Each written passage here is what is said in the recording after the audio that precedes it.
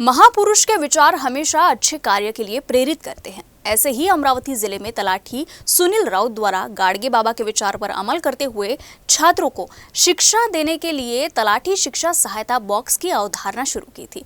हाल ही में गजल नवाज भीमराव पांचाले द्वारा तलाठी शिक्षा सहायता बॉक्स खोला गया। इस सहायता बॉक्स में लगभग 2 लाख रुपए का फंड जमा किया गया। ये फंड जरूरतमंद बच्चों की शिक्षा के लिए उपयोग किया जाने वाला है। तलाठी सुनील राउत अपनी नौकरी के साथ ही ग्रामीण भाग के होनहार बच्चों की शिक्षा को ध्यान में रखते हुए करीब 12 साल पहले तलाठी शिक्षा सहायता बॉक्स की अवधारणा शुरू की थी।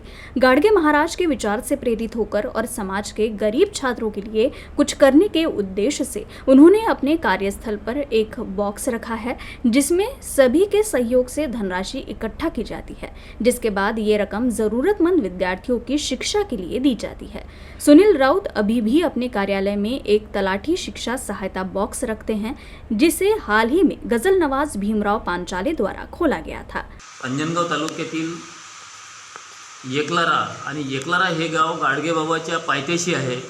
अवघ्या अर्ध्या किलोमीटरवर शेणगावपासून येकलारा आहे आणि येकलारात मी माझी नोकरी 1-1.5 वर्ष झाल्यानंतर आणि गाडगे बाबाचे जे विचार होते ते थोडे वाचण्यात गेले आणि निरक्षर गाडगे बाबांनी शिक्षणासाठी काय केलं, म्हणजे आपला किती मोठं योगदान या राज्यातील गोरगरीब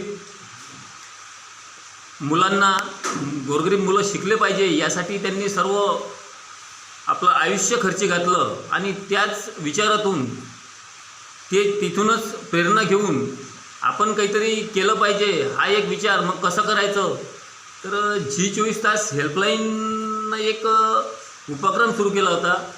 संघर्षाला हवीसार मिशन G24 तास डॉक्टर उदय निरगुडकरांनी तो कार्यक्रम सुरू केला होता आणि तो कार्यक्रम पाहून त्या कार्यक्रमातील त्यांनी निवड केलेल्या जवळपास 8-9 मुलांना आपण त्यावेळेसच मदद पाठवली होती। पिछले 3 महीनों में इस सहायता बॉक्स में लगभग 2 लाख रुपए की धनराशि एकत्रित की गई है। इस सहायता बॉक्स के माध्यम से सुनील राउत ने 25 छात्रों को शिक्षा के लिए मदद की है, जो पुणे में UPSC की तैयारी कर रहे हैं।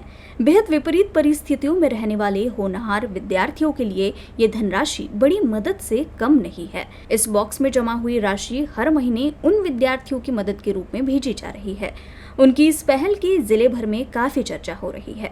खुद भीमराव पांचाले ने भी इस प्रयास की तारीफ की और कहा कि जिन छात्रों को शिक्षा के लिए इस सहायता बॉक्स से मदद मिलती है, वे अन्य छात्रों की भी मदद करेंगे। इस छोटे से प्रयास से जरूरतमंद परिवार के बच्चों की शिक्षा में हो रही मदद को देखते हुए अब अन्य तहसील में भी ऐसा ही प्रयास शुरू करने की अपील की जा रही है, ताकि गांव के छात्रों को शिक्षा के लिए बेहतर मदद मिल सके। Arun Joshi, UCN news, Jamgaon. अशा कार्यापुढं खरं तर आपण नतमस्तक व्हायचं असतं। त्याच्याबद्दल बोलणं हे वायफळ ठरू शकतं। त्याला नतमस्तक होणं, त्याला शुभेच्छा देणं आणि त्या कार्याचा सहभागी व्हायचा प्रयत्न करणं। आमच्या एका उर्दू शायराने असं म्हटलं आहे की देख न सकते थे तो दरिया भी था कतरा। एक महासागर आहे, पण तू पाहू नाही शकत, तो थेंबही नाही ना तुमच्यासाठी। देख न सकते थे तो दरिया भी था कतरा, आँख खुली तो कतरा भी दरिया नजर आहे। क्या बात। एक थेंबसुद्धा महासागरासारखा दिसू शकतो, असू शकतो, होऊ शकतो, पण नजर असली पाहिजे। ती नजर हा माणूस देऊ शकतो, ह्या माणसाने समाजाला दिली आहे।